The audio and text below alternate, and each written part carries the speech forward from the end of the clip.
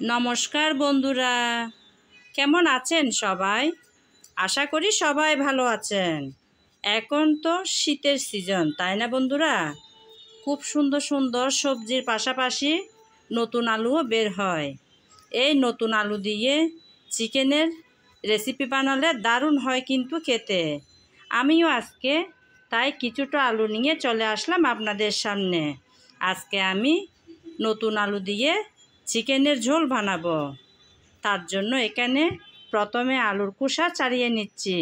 সবগুলো আলুর খোসা ছাড়িয়ে তারপর আপনাদের সামনে ফিরে আসব। আলুর খোসা ছাড়িয়ে আমি এরকম করে 2 টুকরা করে নিলাম।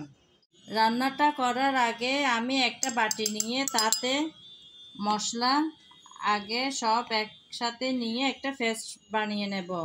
তাতে আমি প্রথমে দিয়ে দিলাম মরিচ। আমি 2 চামচ পরিমাণ মরিচ দিলাম। ঝালটা যে যেমন খেতে পছন্দ করেন সেরকম দেবেন। এখন নিলাম হলুদ।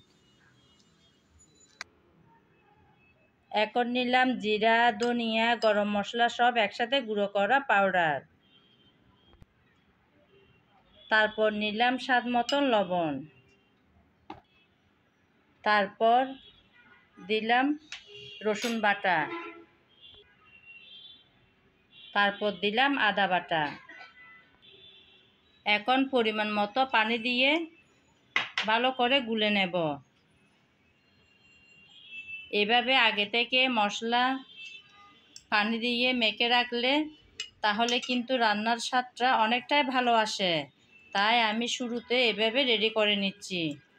ভালো করে গুলে নিলাম। এখন চলে যাব পরবর্তী কাজে।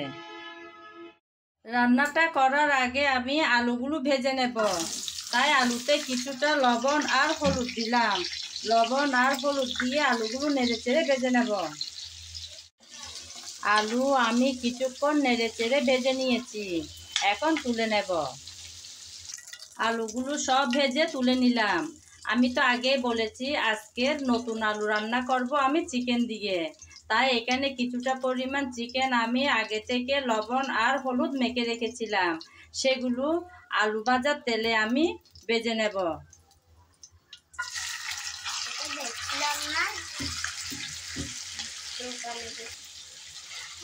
চিকেনটাও আমি নেড়েচেড়ে প্রায় 4-5 মিনিটের মতন ভেজে তারপর তুলে নেব। আমি নেড়েচেড়ে কিছুক্ষণ ভেজে নিয়েছি। এর চেয়ে বেশি লাল করে কিন্তু ভাজবো না। এখন তেল থেকে তুলে নেব। আমি রান্নাটা বসালাম চিকেন ভাজার তেলে। আলু আর চিকেন যে তেলে ভেজেছিলাম সেই তেলে রান্নাটা বসিয়ে দিলাম। আপনাদের এভাবে ভালো না রাখলে নতুন করে আবার তেল দিয়ে রান্নাটা বসাতে পারেন। আমি গরম মশলা দিয়ে হালকা করে নেড়েচেড়ে নিয়েছি। এখন দিয়ে দিচ্ছি আমি প্রায় 1 কাপ পরিমাণ পেঁয়াজ আমি কুচি করে দিয়ে দিলাম। এখন নেড়েচেড়ে হালকা করে ভেজে নেব।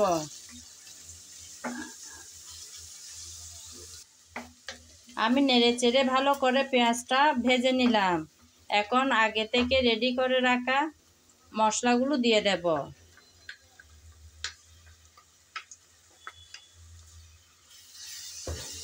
মশলা দিয়ে ভালো করে নেড়েচেড়ে কষিয়ে নিতে হবে। মনে রাখতে হবে তরকারির ভালো মন্দ স্বাদ আসে কিন্তু ভালো করে কষানোর উপর। সুন্দর কালার, সুন্দর ঘ্রাণ, ভালো স্বাদ তিনটাই কিন্তু আসে ভালো করে কষিয়ে নেওয়ার পর। তাই অনেক যত্ন সহকারে কিন্তু কষানোটা করতে হবে। আমি কিছুক্ষণ নেড়েচেড়ে কষিয়ে নিলাম। এখন দিয়ে দেব টমেটো। আমি পাতলা পাতলা সাইজ করে কেটে নিয়েছি, সেগুলো দিয়ে দিলাম। মশলা যাতে পুড়ে না যায় সামান্য পানি দিয়ে দেব। মশলার বাটিটা ধুয়ে আমি সামান্য পানি দিয়ে দিলাম। লক্ষ্য রাখতে হবে যেন মশলা পুড়ে না যায়। মশলা পুড়ে গেলে কিন্তু তরকারির সুন্দর ঘ্রাণটা আর থাকে না। পোড়া পোড়া যদি ঘ্রাণ চলে আসে তখন আর রান্নাটা খেতে ভালো লাগবে না। আমি তো আরেকটু পানি দিয়ে দিলাম। আবারও কিছুক্ষণ অপেক্ষা করব যাতে ভালো করে মশলাটা কষানো হয়।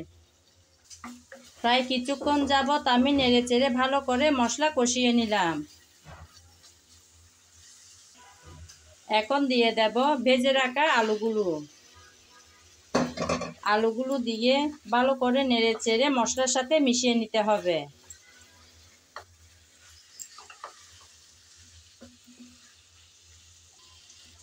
কিছুক্ষণ নেড়েচেড়ে ভালো করে আলুটাকে কষিয়ে নিলাম। এখন দিয়ে দেব চিকেন।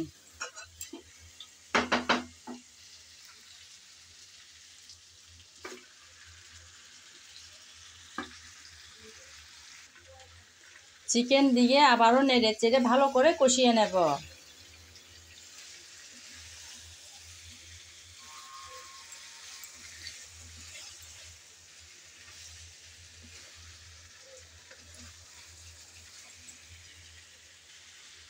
কিছুক্ষণ নেড়েচেড়ে আমি ভালো করে চিকেনটা আর আলুটা কষিয়ে নিলাম।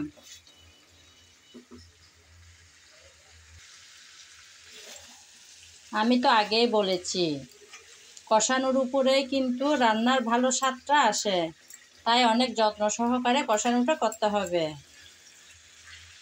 আর কিন্তু কষাবো না আমি। এখন পরিমাণ মতো পানি দিয়ে দেব।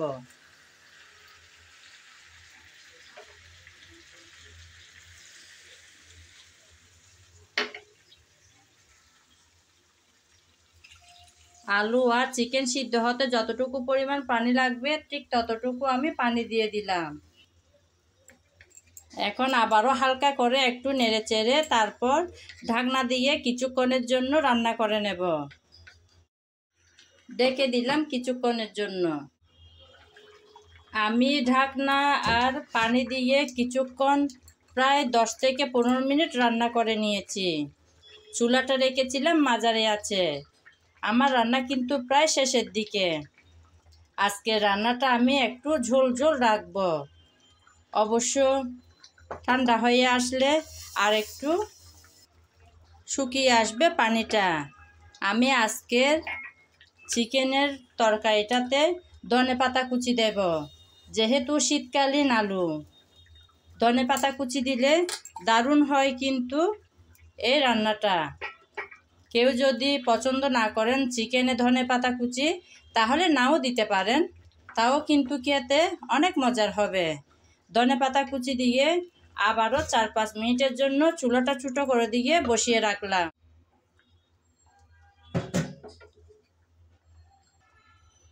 বন্ধুরা, রেডি হয়ে গেল মজাদার আজকের নতুন আলু দিয়ে চিকেনের ঝোল।